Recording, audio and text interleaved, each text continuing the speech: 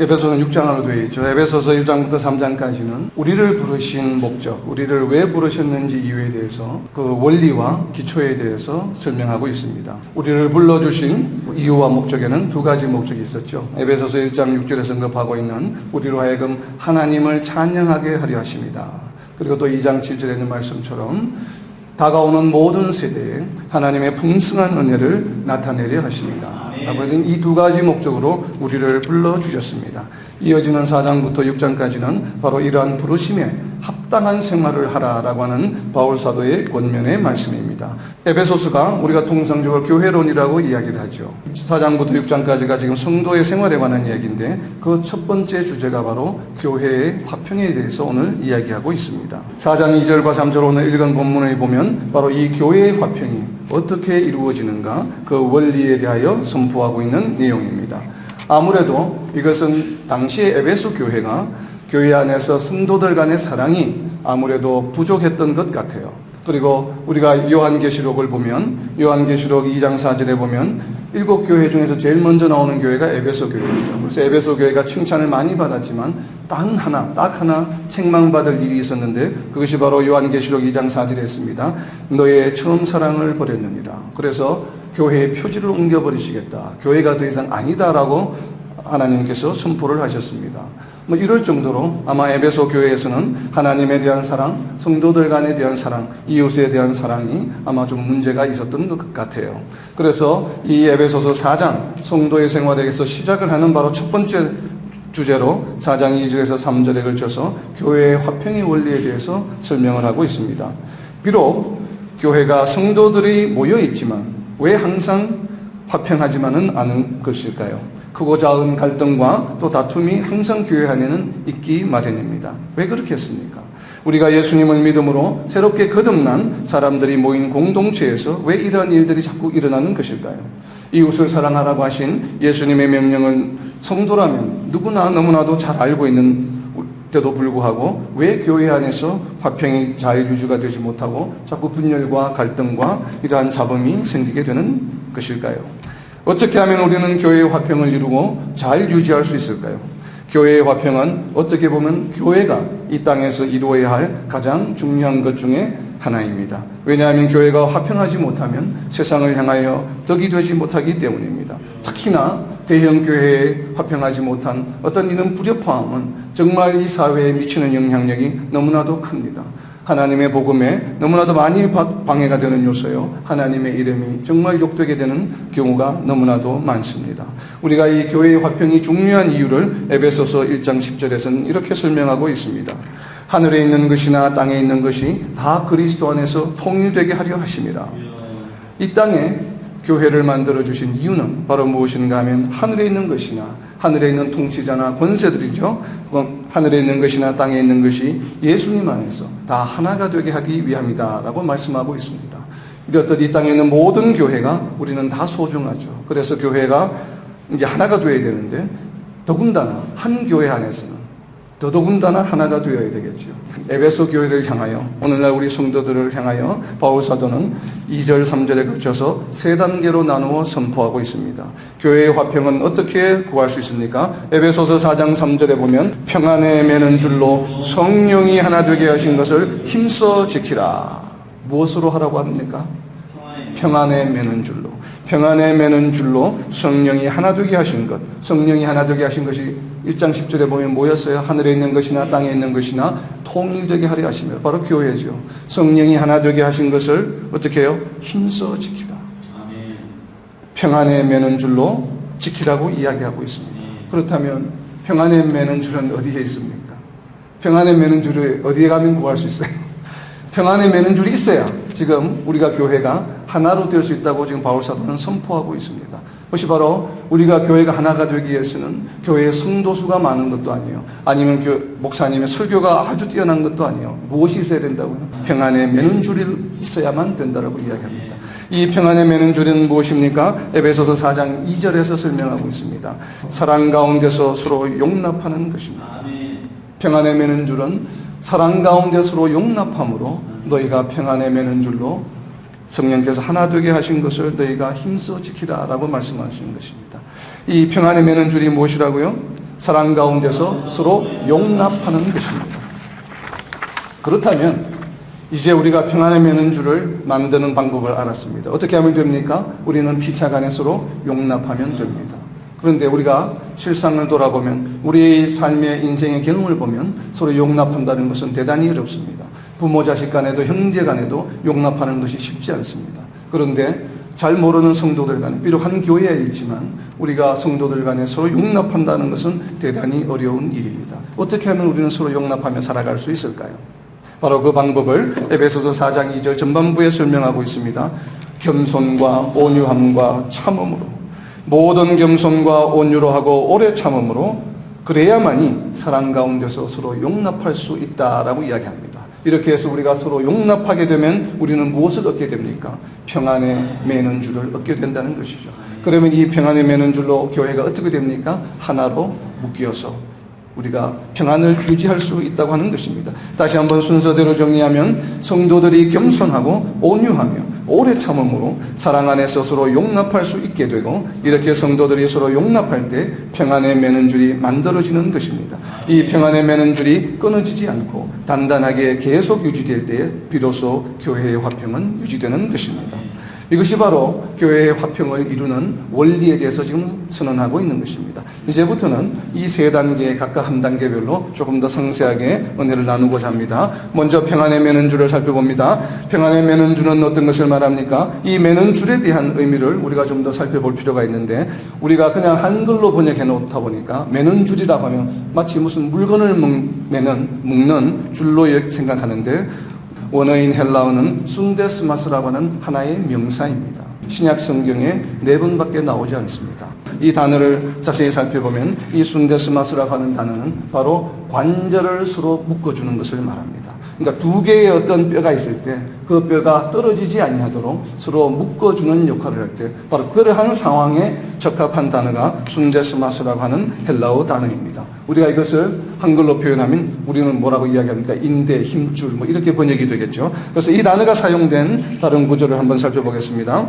사도행전 8장 23절에 보면 내가 보니 너는 악독이 가득하며 불의의 메인바가 되었도다. 사도행전 8장 23절에 이 문장에서 바로 이 순데스마스라고 하는 단어가 사용되고 있는데, 한글로는 메인바 이렇게 번역이 되어 있습니다.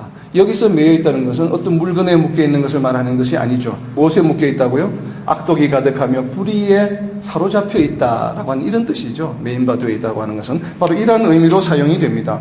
그리고 다른 구절을 살펴보면 골로새서 2장 19절을 보면 머리를 붙들지 아니하는지라 온몸이 머리로 말미암아 마디와 힘줄로 공급함을 받고 연합하여 하나님이 자라게 하심으로 자라나느니라. 교회의 성장에 대해서 설명을 하고 있는 구절인데, 여기에 번역되어 있는 것은 바로 마디와 힘줄로 공급함을 받고 할 때 힘줄로 번역이 되어 있는 단어입니다. 4장 3절에서 사용되고 있는 이 순데스마스라고 하는 평안의 매는 줄이라고 하는 것은 바로 힘줄을 말해요. 인데, 그러면 성도들 간의 평안을 유지하기 위해서 서로 떨어지지 아니하도록 성도들을 하나로 이어주는 그러한 의미를 가지고 있는 것이죠. 보면 교회의 각 지체들이 바로 서로 연결되어 하나가 되게 하는 것을 의미합니다. 이제 평안의 매는 줄에서 평안의 의미를 살펴보면, 평안은 헬라어로 아네인인데 이건 보편적인 평화를 나타내는 단어입니다. 그런데 이 구절에서는 일반적인 우리가 세상적인 평안이나 평화로 해석하기보다는 조금 그 범위를 좁혀서 그리스도의 평안으로, 그리스도의 평강으로 우리가 이해할 필요가 있습니다. 왜냐하면 골로새서 3장 15절을 살펴봅니다. 골로새서 3장 15절에 보면 그리스도의 평강이 너희 마음을 주장하게 하라. 그런데 그 이유를 무엇이라고 설명합니까? 이어지는 구절에 보면 우리는 이 평강을 위하여 한 몸으로 부르심을 받았기 때문이다. 우리를 성도로 불러주신 이유가 뭐라고 설명합니까? 그리스도의 평강으로 성도들이 한 몸이 되게 하는 것을 말합니다. 이것이 방금 살펴본 우리가 에베소서 4장 3절에 있는 힘써 행하라 라고 하는 평안의 매는 줄로 힘써 행하라고 하는 것과 같은 얘기죠. 그죠? 하나가 되는 것. 그래서 결국은 어떠한 평강으로 우리가 하나가 되라고 이야기합니까? 골로새서 3장 15절에 보면 이 평강을 위하여 한 몸으로 부르심을 받았기 때문에 그리스도의 평강이 너희 마음을 주장하게 하라. 그래서 우리가 평안에 매는 줄이라고 할 때 이 평안이라는 단어가 비록 아레인이라고 하는 보편적 평화를 나타내는 단어이지만 우리는 그리스도의 평강으로 이해할 필요가 있습니다. 그리스도가 주시는 평강을 누리도록 교회 공동체의 구성원이 되게 하셨다는 의미입니다. 즉 성도들이 교회 공동체를 통해 얻게 되는 평화이죠. 이 평화는 세상이 주는 평화는 다르죠. 어떻게 이러한 평안을 우리는 누릴 수 있게 되었습니까? 여러분 지금 평안하십니까? 날마다의 삶 가운데서 평안을 누리고 있습니까? 이 평안은 어떠한 평안을 말합니까? 세상이 주는 평안은 아니죠. 그죠? 세상적으로 일이 힘들고 고달프지만 그래도 우리는 평안이 있다라고 표현을 하죠. 바로 그러한 의미의 평안인데 많은 평안을 주는 방법이 성경에서 설명하고 있지만 오늘은 특별히 두 가지로 좁혀서 살펴보고자 합니다. 우선은 다른 사람들과 상관없이 우리가 교회의 구성원으로서 화평을 유지하기 위해서는 우선 나 자신이 평안해야 되겠죠. 나 자신이 괴롭고 걱정이 많고 계속 짜증이 나고 화가 나는데 무슨 재주로 다른 사람과 평안에 매는 줄을 맬 수 있겠습니까? 평안에 매는 줄 자체가 만들어지지 않죠. 그래서 우선 첫 번째 단계에는 우리 자신이 내가 주변 사람이 어떠하든지 간에 내가 살아오는 환경이 어떠하든지 간에 나 자신이 어떻게 내 마음의 평안을 유지할 수 있을까? 내 마음에 어떻게 그리스도의 평강이 계속 머물도록 할 수 있을까? 라고 하는 것을 먼저 살펴보고자 합니다. 역시나 골로새서 3장 15절 17절 말씀입니다. 아까 그리스도의 평강이 너의 마음을 주장하게 하라고 하셨기 때문에 이어지는 말씀에서 네 가지 관점에서 우리 스스로가 평안을 유지할 수 있는 방법을 권면하고 있습니다. 골로새서 3장 15절입니다. 뭐라고 말씀하고 있습니까? 감사하는 자가 되라. 첫 번째가 바로 뭐냐면 우리 자신에 대한 관점입니다. 네 가지 관점이 있는데 첫 번째는 바로 우리 자신이 스스로가 어떻게 평안할 수 있는가. 그 키가 바로 뭐냐면 감사하는 자가 되라라고 하는 것입니다. 사실 우리는 감사하는 자가 되는 것이 쉽지가 않음을 우리의 삶을 통하여 우리는 너무나도 잘 알고 있습니다.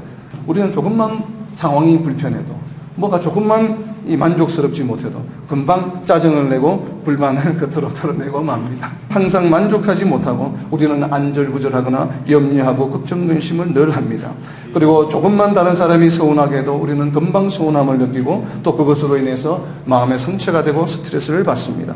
나를 평안하지 못하게 하는 자극들이 매일 너무나도 많은 것을 우리는 경험하게 됩니다. 그리고 가끔 이런 생각을 하기도 합니다. 우리 아내가 우리 남편이 조금만 바꾸어주면 내가 참 행복할 텐데 나도 바뀔 텐데. 그런데 중요한 것은 10년 20년이 지나도 바뀌지 않죠. 바뀌지 않죠. 어제나 오늘이나 내일이나 영원 무궁토록 우리 아내와 남편은 동일합니다. 항상 보면. 그래서 참 이게 쉽지 않아요. 네가 조금 바뀌어주면 당신이 조금 바꾸어주면 내가 행복할 텐데 내가 평안할 텐데 참 우리가 그런 생각을 많이 하지만 우리 일상을 돌아보면 너무나 쉽지 않은 상황입니다. 그렇다면 우리는 영원히 평안을 누릴 수 없는 것일까요? 그렇지 않죠. 그래서 오늘 우리가 골로새서 3장 15절에서는 오직 감사하는 자가 될 때에 우리는 우리의 평안이 시작될 수 있음을 선포하고 있는 것입니다. 주어진 환경이나 상황에 관계없이 현재에 주어진 것에 그저 감사를 먼저 할 때 우리의 평안은 시작되는 것입니다. 이는 우리 자신에 관한 것입니다. 이제 그 다음 두 번째는 3장 16절인데 이것은 성도들에 대하여 과연 내가 무엇을 할 때 내가 평강을 얻을 수 있을까라는 것에 대한 얘기입니다. 골로새서 3장 16절에 보면 말씀이 우리 속에 풍성히 거하여 모든 지혜로 피차 가르치며 권면하라. 우리가 왜 이렇게 하면 우리가 평안을 얻을 수 있습니까? 말씀이 우리 속에 풍성히 거하여 모든 지혜로 다른 성도들을 내가 깨달은 바를 가르치고 권면하게 되면 어떻게 되겠습니까? 갈등의 소지가 사라지게 되겠죠. 여기서 중요한 것은 무엇입니까? 먼저 우리 성도 각자가 스스로 말씀을 열심으로 공부해서 말씀의 풍성함이 넘쳐야 한다는 것입니다. 그렇죠? 우리가 성도들 간에 생활하다 보면 좀 이렇게 가르치고 싶고 또 권면하고 싶은 마음이 막 생길 때가 있죠. 그죠? 근데 무엇을 해야 돼요? 그때는 말씀이 우리 속에 풍성히 거해야 됩니다. 모든 지혜로 피차 가르치며 권면하라. 이렇게 하면 문제가 없어요. 우리가 말씀이 풍성해지게 되면 어떻게 됩니까? 우리 스스로가 마음의 평안이 오고 감사하게 되고 여유가 생기고 그러한 풍성함으로 은혜의 풍성함으로 다른 사람에게 구원할 때에 그 말씀이 힘이 있고 역사하시는 것이죠. 바로 이렇게 하라는 것입니다. 이것은 바로 우리가 성도들에 대하여서 우리의 평강을 우리 자신을 스스로 평강을 잘 유지하기 위한 방법입니다. 데살로니가전서 2장 13절에 보면 말씀이 또한 너희 믿는 자 가운데서 역사하느니라. 그렇죠. 말씀이 역사하죠. 그래야 말씀이 풍성해요. 우리가 우리의 지식이나 세상의 지혜나 또 우리의 신앙 상식으로 자꾸 건면하려고 하지 말고 무엇으로 건면해야 된다고요? 말씀으로 해야 됩니다. 말씀으로. 자칫 잘못하면 우리가 내가 교회 30년 다녔는데 20년 다녔는데 자꾸 신앙의 상식으로 권면하게 되면 논쟁만 일어납니다. 그렇기 때문에 우리는 항상 어떻게 해야 됩니까? 오직 말씀으로. 데살로니가전서 2장 13절에 있는 말씀처럼 말씀이 너희 가운데서 역사하도록, 말씀이 역사하시도록 우리는 한 발 물러서서 뒷자리로 나와야 되죠. 그리고 말씀이 먼저 가게 하고 그 말씀이 우리 성도들을 영향력을 미치도록 해야 합니다. 이 말씀의 권능이 얼마나 있는지 우리는 정말 깨달아야 합니다. 말씀이 능력이 있다고 하는 것을 우리가 알지만 정말 말씀이 얼마나 능력이 있는지는 사실 피부로 잘 닿지 않아요. 그래서 오늘은 다 함께 시편 19편을 한번 보려고 합니다. 시편 19편은 다윗의 시편인데 19편 7절 여호와의 율법은 완전하여 영혼을 소성시키시며 여호와의 정도는 확실하여 우둔한 자를 지혜롭게 하며 여호와의 교훈은 정직하여 마음을 기쁘게 하고 여호와의 계명은 순결하여 눈을 밝게 하시도다. 여호와를 경외하는 도는 정결하여 영원까지 이르고 여호와의 법도 진실하여 다 어로우니 금 곧 많은 순금보다 더 사모할 것이며 꿀과 송이꿀보다 더 달도다. 말씀이 어떠하다고요? 우리가 정말 이 꿀보다도 더 달다. 여호와의 율법은 완전하여 영혼을 소성시키시며 여호와의 정근은 확실하여 우둔한 자를 지혜롭게 하며 여호와의 교훈은 정직하여 마음을 기쁘게 하고 여호와의 계명은 순결하여 눈을 밝게 하시도다. 여호와를 경외하는 도는 정결하여 영원까지 이루고 여호와의 법도 진실하여 다 의로우니 금 곧 많은 순금보다 더 사모할 것이며 꿀과 송이꿀보다 더 달도다. 우리가 비록 배움이 모자라고 세상에 가진 것이 없고 지위가 낮아서 미련하고 어떻게 보면 답답하게 느껴질지 모르나 그러나 하나님의 말씀은 우리를 어떻게 변화시켜 주십니까? 지혜롭게 만들어 주시고 또 우리가 힘들고 어렵고 이러한 염려가 많은 상황 가운데서도 우리의 마음을 기쁘게 해주고 때로는 우리가 사탄과 마귀의 유혹에서 정욕에 휩싸일 때마다 우리의 마음을 순결하게 해주셔서 우리의 눈을 밝게 해주시며 또 하나님을 두려워하게 함으로 우리의 삶이 경건하게 되고 또 하나님과 동행하는 영원한 삶을 누리게 해주며 정말 하나님은 의로우시고 이것이 이 땅에 있는 어떤 순금보다도 어떤 보배보다도 귀하고 귀하다라고 다윗은 고백하고 있습니다. 바로 이러한 다윗의 고백이 이 땅에 있는 모든 성도들의 고백이 되어야 합니다. 정말 하나님의 말씀을 사모하며 하나님의 말씀을 이렇게 소중히 여기는 그러한 신앙의 결단과 고백이 저와 여러분 그리고 우리 조국 대한민국의 천만 크리스찬들과 이 땅에 있는 모든 크리스찬들이 바로 이러한 고백을 할 수 있기를 예수님의 이름으로 선포합니다. 시편 19편 7절 8절 말씀에 보면 말씀은 영혼을 소성시키고 지혜롭게 하며 마음을 기쁘게 한다라고 말씀하고 있습니다. 말씀을 피차 가르침으로 우리가 성도가 성도를 서로 영혼을 소성시켜주고 또 기쁘게 하게 만들고 이렇게 하게 되면 갈등의 소지는 당연히 사라지게 되겠죠. 억지로 혹은 남의 눈치나 체면 때문에 할 수 없이 다른 성도들의 잘못을 참는 것이 아니라 우리가 그런 경우가 많죠. 내가 작는데 어떻게 화를 내? 이렇게 참고 누르고 그러면 사리가 생깁니다. 몸에. 그러니까 그렇게 억지로 참아서 되는 것이 아니라 체면 때문에 할 수 없이 아이고 저 사람 또 야단치면 나중에 또 뭐 어떻게 나중에 섭섭해 할 텐데 이러한 마음으로 참는 것이 아니라 어떤 마음으로요?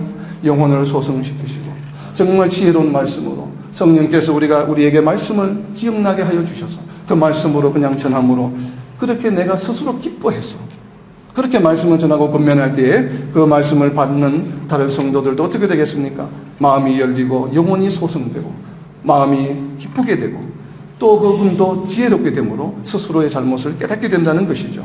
바로 이렇게 얻어지는 평강이 참 평강인 것입니다. 이것이 바로 우리 자신이 성도들에 대하여 우리가 평안을 유지할 수 있는 방법입니다. 세 번째는 하나님에 대한 이야기입니다. 골로새서 3장 16절 후반부에 보면 시와 찬송과 신령한 노래를 부르며 감사하는 마음으로 하나님을 찬양하라 라고 이야기하고 있습니다. 하나님을 찬양하는데 우리는 어떻게 해야 됩니까? 감사하는 마음으로. 그렇죠? 하나님을 열심히 찬양하는데 테크닉으로 세상적인 기술로 이렇게 찬양하면 되겠습니까? 안 되겠습니까? 그러한 찬양은 하나님이 기뻐하시지 않죠. 비록 내가 음치지만, 음은 틀리고 박자도 틀리지만, 그렇지만 하나님께 감사하는 마음으로, 정말 하나님을 사모하는 마음으로 나의 마음을 담아서, 그것이 바로 신령한 노래죠. 신령한 노래라고 하는 것은 우리의 영이 함께 드려지는 노래를 말하는 것이죠. 바로 이렇게 시와 찬송과 신령한 노래를 부르며 감사하는 마음으로 하나님을 찬양하라라고 이야기하고 있습니다. 이러한 찬양을 하고 나면 어떻게 되겠습니까? 우리 자신이 세상에 있는 걱정 근심이 다 사라지겠죠. 그렇죠? 그래서 바로 그런 것처럼 하나님에 대하여, 첫 번째는 누구입니까? 우리 자신에 대하여, 두 번째는 성도들에 대하여, 세 번째는 하나님에 대하여, 네 번째는 바로 예수님에 대하여 설명하고 있습니다. 골로새서 3장 17절입니다. 무엇을 하든지 말에나 이래나 다 주 예수의 이름으로 하고 감사하라. 무엇을 하든지 말에나 이래나 다 주 예수의 이름으로 하라고 하는 데는 두 가지 의미가 있을 수 있죠. 두 가지 의미가 무엇입니까? 바로 예수의 이름으로 하라고 하는 것은 내 능력으로 하지 말고 예수님의 이름으로, 예수님의 능력으로 하라는 의미가 있고, 또 다른 한 가지는 우리 자신을 위해서, 무언가 내 공명심을 드러내기 위해서, 무언가를 보여주기 위해서, 또 생색을 내기 위해서, 또 성도들을 위해서 하는 것이 아니라 누구를 위해서요? 오직 예수님을 위해서 하라라고 하는 것입니다. 이것이 왜 중요합니까? 우리가 누군가가 내 도움이 필요한 성도들을 보고 무언가를 해주고 싶은 마음이 생겨서 해주는 것은 대단히 선한 일이요, 좋은 일이죠. 그런데 그런 걸 하다 보면 내가 저 성도들에게 내가 도움을 주었다라는 그런 것을 인식하는 순간에 우리는 무엇을 기대합니까? 그분의 리액션을 기대하죠. 도움을 줬는데도, 도움을 준 듯만도 아무 반응이 없으면 우리는 어떻게 됩니까? 서운함을 느끼죠. 그렇기 때문에 무엇을 하든지 간에, 말을 하든지 무엇을 행하든지 간에 예수님의 이름으로 하라고 하는 것은 무엇이에요? 내가 비록 어떤 집사님을 도와주지만 그것은 내가 그 집사님을 도와주는 것이 아니라 무엇을 하는 것이에요? 예수님의 사랑을 드러내는 것이다. 예수님을 위해서 하는 것이에요. 그 성도를 위해서 하는 것이 아니에요. 우리가 이것을 착각하면 안 됩니다. 우리가 도움을 줄 때도 항상 예수님 때문에, 예수님 때문에 하는 것이지 그 성도를 도와주기 위해서 하는 것이 아니에요. 이러한 마음을 가질 때 그 성도가 어떻게 반응하든지, 그 집사님이 감사하든지 말하든지 상관이 없죠. 왜요? 우리는 예수님 이름으로 하기 때문에, 예수님께서 칭찬해 주시기 때문에. 그래서 데살로니가전서 2장 6절에 보면 뭐라고 말씀합니까? 우리는 너희에게서든지 다른 이에게서든지 사람에게서는 영광을 구하지 아니하였노라. 위에 4절에서는 뭐라고 이야기합니까? 오직 하나님께 옳게 여기심을 입어 복음을 위탁받았으니 우리가 이와 같이 말함은 사람을 기쁘게 하려 함이 아니요 오직 우리 마음을 감찰하시는 하나님을 기쁘시게 하려 함이라. 바로 이것입니다. 사람의 영광을 구하지 않아요. 사람을 기쁘게 하려고 하지 않아요. 내가 저분을 도와드리면 저분이 기뻐하시겠지? 누구의 기쁨을 위한 것입니까? 하나님의 기쁨을 위해서, 하나님의 영광을 위해서 하는 일이에요. 그렇게 하면 그분이 어떤 반응을 하든지 간에 상관이 없습니다. Don't care. 하나님께서는 우리에게 보응해 주시긴 하나님이심을 우리는 너무나도 잘 알고 있기 때문에 그렇습니다.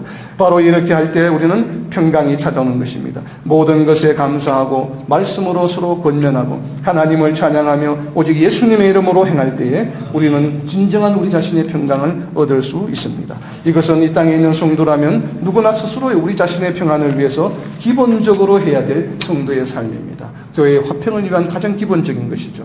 이제 교회의 평안을 유지하기 위한 두 번째 측면은 교회는 저 혼자만 있는 것이 아니죠. 우리 혼자만 있는 것이 아니죠. 여러 성도들이 모여있기 때문에 이제 성도들 간에 문제와 이슈가 있을 때 우리는 어떻게 해야 될까? 그것에 대해서 오늘 본문 말씀이 이야기하고 있는 것입니다. 왜냐하면 교회의 공동체 안에서는 끊임없이 이런 이슈들이 생기기 때문입니다. 그래서 오늘 본문 말씀에서는 사랑 가운데서 서로 용납하라라고 권면하는 것입니다. 아무리 우리가 감사하고 말씀으로 서로 권면하고 하나님을 찬양하고 예수님의 이름으로 일을 행하여도 우리 마음을 어지럽히고 괴롭게 하는 일이 발생하면 그만 어떻게 됩니까? 감사하는 마음이 순식간에 사라져버리죠. 찬양하고 싶은 마음이 그만 찬양하기 싫어집니다. 다른 사람에 의해서 우리는 영향을 받을 수밖에 없습니다. 그러면 우리는 사람들을 피해서 그냥 늘 항상 기도원에서만 일해야 될까요? 그럴 수는 없지 않습니까? 우리가 교회의 공동체에 존재하는 나는 내가 원하든 원치 않든 성격이 다양한 사람들, 또 다양한 배경을 가지고 있는 분들과 마주칠 수밖에 없습니다. 여기에 대한 오늘 지혜의 말씀을 바울 사도는 우리에게 권면하고 있는 것입니다. 너희는 사랑으로 서로 용납하라라고 권하는 것입니다. 골로새서 3장 13절에 보면 우리가 어떻게 용서해야 되는지 방법에 대해서 또 한 번 설명하고 있습니다. 골로새서 3장 13절입니다. 누가 누구에게 불만이 있거든 서로 용납하여 피차 용서하되 주께서 너희를 용서하신 것 같이 너희도 그리하라. 참 대단한 말씀이죠. 어떻게 용서하라고요? 주께서 너희를 용서하신 것 같이. 주님께서 우리를 어떻게 용서해 주셨습니까? 자, 이제 네가 죄를 지었으니까 회개 기도했지? 그래, 이제 용서해 줬어. 이렇게 하셨나요? 물론 그렇게 하시죠. 우리가 이제 오늘날 우리가 죄를 지었을 때. 그러나 예수님께서는 우리의 죄 사함을 위해서 어떻게 하셨습니까? 이 땅에 오셔서 자신의 목숨을 십자가에 들이셨습니다. 이것이 예수님이 우리를 용서하신 방법입니다. 어떻게 용서하셨다고요? 예수님은 목숨을 들여서 우리를 용서하셨습니다. 이것이 바로 주께서 너희를 용서하신 것 같이 하라는 얘기입니다. 그러면 우리는 어떻게 해야 됩니까? 우리도 우리의 목숨을 들여서 성도들을 용서해야 되겠죠. 쉽지 않죠. 너무나 대단한 말씀이에요. 이것을 우리가 좀 다르게 표현하면 무슨 말씀이에요? 우리가 때로는 다른 옆에 있는 성도들로 인해서 경제적인 손실을 입을 때가 있습니다. 때로는 욕을 먹을 때가 있습니다. 나는 아무 짓도 안 했는데 또 음해를 당할 때가 있습니다. 수군거림을 당할 때가 있습니다. 또 어떤 모욕을 당할 때가 있습니다. 그렇지만 그 모든 것들이 어떠하든지 간에 그것이 우리 목숨과 바꿀 만한 것이 됩니까? 안 됩니까? 안 되죠. 안 되죠. 그리고 또 우리가 가지고 있는 것, 내가 재산을 많이 가지고 있는 것, 사회적인 능력을 가지고 있는 것, 지식이 많은 것, 이 어떠한 것을 갖고 있다 한들 그것이 우리 자신의 목숨과 바꿀 수 있는 것이 있습니까? 없지 않습니까? 그렇죠? 바로 이와 같이 우리가 가진 것이 무엇이든지 간에, 내가 경제적인 손실을 입었든지 간에, 내 명예가 좀 손상이 되었든지 간에, 그 어떤 것이 되었든지 간에 그것은 내 목숨과 비교하면 사실 아무것도 아니죠. 그렇기 때문에 하나님께서는 바울 사도를 통해서 우리에게 권면합니다. 피차 용서하되 주께서 목숨을 바쳐서 너희를 용서하신 것 같이 너희도 서로 성도들 간에 너희가 가지고 있는 모든 것을 다 잃는다 해도 서로 용서하라는 것입니다. 경제적인 손실이 오든 명예의 훼손이 오든 수군거림을 당하든 그것은 아무것도 아니야. 왜? 너는 여전히 살아있잖아. 영원한 생명을 소유하고 있잖아. 바로 이런 말씀이죠. 그래서 그 모든 것들을 사소하게 여기고 대수롭지 않게 여기고 용서하라고 하는 말씀입니다. 그래서 골로새서 3장 14절에서는 이어서 말씀합니다. 사랑을 더하라. 이는 온전하게 매는 띠니라. 드디어 평안에 매는 줄이나 띠가 나왔죠. 온전하게 매는 줄이니라 띠니라. 사랑을 더합니다. 용서의 사랑을 더하게 되면 온전하게 매는 띠는 평안의 줄을 가지게 되는 것이죠. 사랑으로 서로 용납하는 것이 성도들을 하나로 묶는 띠가 되는 것입니다. 그런데 우리는 이것을 알면서도 우리는 사랑으로 용납하는 것이 참으로 어렵습니다. 그러면 어떻게 할 수 있습니까? 그 방법에 대해서도 오늘 바울 사도는 상세하게 설명하고 있습니다. 우리가 어떻게 하면 물론 말씀과 기도를 해야 되겠죠. 그러나 우리가 기도하세요 하지만 우리 기도했는데도 잘 안 되죠. 우리가 기도 안 합니까? 기도하죠. 매일 하는데도 돌았으면 용서가 안 되는 걸 어떡하겠어요. 그래서 그 방법에 대해서 세 가지의 키워드로 설명하고 있습니다. 바로 겸손과 온유와 오래 참음이죠. 겸손은 무엇입니까? 하나님 앞에서 그냥 그저 내려놓는 것을 의미하는 것이 아니에요. 단순한 내용이 아닙니다. 겸손은 바로 뭐예요? 성도들을 용서하는데 겸손이 왜 필요합니까? 이 겸손의 의미는 나 자신도 바로 내가 지금 용서해야 될 그 성도가 저지른 잘못을 언제든지 나도 저지를 수 있다라고 하는 마음입니다. 그렇죠? 나는 완벽합니까? 나는 장로인데, 나는 권사인데, 나는 목사인데, 나는 잘못을 안 저지를 것처럼 권면하고 책망해서는 안 된다는 얘기입니다. 저 성도가 저지르는 잘못을 언제든지 나도 저지를 수 있구나. 나도 그렇게 연약한 존재야. 하나님 앞에서는 아무것도 아닌 존재야. 세상의 정욕과 안목의 정욕 앞에서는 나도 언제든지 넘어질 수 있는 그러한 연약한 존재야. 라고 하는 자아인식. 이것이 바로 뭐예요? 다른 말로 겸손이다라고 이야기하는 것이죠. 이것을 마태복음 5장에서는 산상수훈에서는 뭐라고 이야기하고 있습니까? 예수님이 가르쳐 주신 산상수훈의 첫 번째 키워드입니다. 마음이 가난한 자. 바로 가난한 자입니다. 마음이 가난한 자는 천국이죠, 이것이. 그렇죠? 이 겸손이 바로 가난이죠, 가난. 하나님 앞에 철저하게 낮아지는 것입니다. 그래서 갈라디아서 6장 1절에는 이렇게 설명합니다. 갈라디아서 6장 1절에서는 온유한 심령으로 그러한 자를 바로잡고 너 자신을 살펴보아 너도 시험을 받을까 두려워하라. 이것이 겸손이죠. 상대방이 잘못하는 것을 보고 책망하지 아니하고 뭐요? 나도 저와 같은 동일한 잘못은 저지르지 말아야지 라고 해서 반면 교사로 삼으라고 하는 말씀입니다. 그런데 중요한 것은 갈라디아서 6장 1절에 보면 어떠한 심령으로 하라고 이야기하고 있습니까? 온유한 심령으로 그러한 자를 바로잡고. 그래서 겸손 다음에 온유라고 하는 키워드가 나오고 있는 것입니다. 비록 화가 나지만 잘못하는 것을 보면 화가 나죠. 책망하고 싶죠. 장로가 저러면 돼. 목사가 저러면 돼. 권사가 저러면 돼. 막 욕이 나옵니다. 화가 침입니다. 그래서 세상을 향하여 드러내고 싶은 마음이 생깁니다.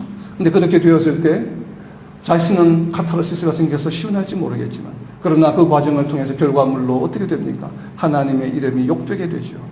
그래서 우리는 절대로 그런 일을 해서는 안 됩니다. 어떻게 하라고 이야기합니까? 온유한 자, 온유한 심령. 온유가 어떤 마음이라고 우리가 배웠습니까? 온유는 바로 내가 이렇게 부드럽게 해야지 뭐 이런 것이 아니죠. 모세가 결코 온유한 성격이 아니에요. 급한 성격이었잖아요. 그런데 모세가 이 세상에서 가장 온유한 자라. 왜 그렇습니까? 성격은 불같지만, 성격이 변화된 것이 아니에요. 성격은 불같지만, 그렇지만 뭐예요? 하나님의 능력에 의해서, 성령에 의해서, 말씀에 의해서 그 불같은 성경이 눌려지는 것을 온유라고 이야기하는 것입니다. 내가 상대방이 잘못하는 것을 보고 마음이 상하고 화가 나고 짜증이 날 때, 그것이 말씀에 의해서, 내 안에 계신 성령에 의해서 눌려질 때, 온유할 때에 우리가 이것을 극복할 수가 있죠. 화가 나지만 그것을 겉으로 표출하지 않고 말씀에 의해서 우리는 누를 수 있어야 합니다. 그런데 또 더욱 중요한 것은 한두 번은 그렇게 할 수 있어요. 근데 같은 사람이 같은 잘못을 지난주에도 하고 이번 주에도 하고 다음 주에도 할 계획이에요. 이러면 정말 참 답답하죠. 변화의 조짐이 안 보여. 아무리 이야기를 했는데는. 그럼 어때요? 참다가 우리 그런 표현을 많이 쓰잖아요. 참다 할 수 없이 폭발하잖아요. 그럼 지금까지 참은 게 소용이 없죠. 그래서 세 번째 키워드가 무엇입니까? 하나님의 역사하심을 간구하며 우리는 기다려야 됩니다. 그것을 오래 참음이다라고 하는 것이죠. 이 세 가지만 하면 됩니다. 나도 저런 잘못을 저지를 수 있구나 라고 하는 겸손함과, 내가 비록 화가 나지만 성령의 말씀으로 화를 누르는 온유함과, 그리고 그것이 한 번이든 두 번이든 성경의 말씀처럼 7번을 더하든 70번을 더하든 오래 참으면 어떻게 돼요? 바로 평안에 매는 줄이 우리 손에 쥐어진다는 얘기죠. 이러한 것을 행하기 위해서는 무엇보다 우리는 상대방을 또한 긍휼히 여기는 마음이 필요합니다. 이 겸손과 온유와 오래 참음도 필수지만 여기에 부수적으로 우리가 더해지는 두 가지에 대해서 골로새서 3장 12절에서 설명하고 있습니다. 골로새서 3장 12절에 보면 긍휼과 자비와 겸손과 온유와 오래 참음을 옷 입고, 자, 갈라디아서 2장 17절에 보면 그리스도의 옷을 입었다라고 이야기하고 있죠. 그 그리스도의 옷이 무엇이라고 이야기했습니까? 골로새서 3장 12절에 있는 바로 긍휼과 자비와 겸손과 온유와 오래 참음의 옷입니다. 여기서 보면 겸손과 온유와 오래 참음은 무엇 때문에 필요했어요? 평안에 매는 줄을 우리가 만들기 위해서. 거기에 무엇을 더하고 있습니까? 긍휼과 자비를 더하고 있죠. 그래서 예수 그리스도의 옷을 우리는 입고 있는 것입니다. 우리는 왜 이 옷을 입고 입어야만 합니까? 다른 사람들은 그냥 화내고 싶으면 내고 하는데 우리는 긍휼과 자비로 참으면서 이렇게 해야 될까요? 왜 그렇습니까? 그 이유를 바로 골로새서 3장 12절에 있습니다. 어떤 분은 그런 분들이 있죠. 내가 교회 장로만 아니면 그냥, 권사만 아니면 그냥. 근데 뭐 장로, 권사 등이 죄입니까 그럼? 왜? 우리가 참아야 되는 이유는 장로기 때문에, 권사기 때문에 참는 것이 아니에요. 그렇죠? 무엇 때문에요? 골로새서 3장 12절에서 그 이유를 설명하고 있습니다. 우리는 하나님이 택하사 거룩하고 사랑받는 자이기 때문에 그렇습니다. 이 땅에 아담 이후로 수십억, 수백, 수천억의 사람이 있었습니다.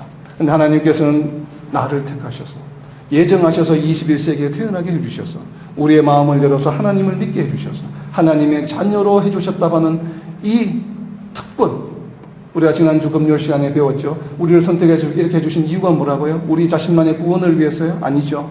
우리를 통해서 뭘 합니까? 에베소서 2장 7절에 있는 말씀처럼 하나님의 풍성한 은혜를 모든 세대에 드러내기 위해서, 그래서 그들을 구원하기 위함이죠. 이것이 바로 토기장의 비유에 해당하는 것입니다. 귀한 그릇이라고 하는 것은 구원의 사역에 쓰임의 도구로 받는 자들을 말하는 것입니다. 그래서 우리가 선택받고 지금 우리가 성도로서 이렇게 예배를 드리고 있다는 것은 무엇이에요? 복음의 축복의 통로의 역할을 하나님께서 우리에게 짊어지어 주셨다라고 하는 것입니다. 왜요? 믿지 않는 자들을 구원하기 위해서. 하나님이 택하사 거룩하고 사랑받는 자이기 때문에 우리는 긍휼과 자비를 가지고 겸손하고 온유와 오래 참음을 실천해야 된다고 하는 것입니다. 그렇게 되었을 때 이와 같이 긍휼과 자비와 겸손과 온유와 오래 참음의 옷을 입고 사랑으로 서로 용납할 때에 성도들이 하나 되어 평안을 누릴 수 있게 되는 것입니다. 말씀을 맺습니다. 주변을 돌아보면 나를 힘들게 하는 사람들이 너무나 많이 있지만 그래도 죄인 중에 개수 같은 나조차도 하나님께서는 사랑하셔서 선택하여 주시고 하나님의 아들을 나 대신 십자가에 죽으시게 하신 것을 우리가 인정하고 날마다 되새김으로 성도들의 부족함과 잘못을 대수롭지 않게 여기며 오히려 나의 반면교사로 삼아 나의 행실을 살피는 겸손함과 온유함으로 성도들을 긍휼히 여겨 그들을 용서하고 변화되기를 오래 참으며 항상 기도해 줌으로써 교회 공동체의 평안을 지켜나가는 교회의 화평의 파수꾼으로서의 역할을 잘 감당하는 저와 여러분, 우리 조국 대한민국의 천만 크리스찬들과 이 땅의 모든 성도들 되기를 예수님의 이름으로 선포합니다. 아멘.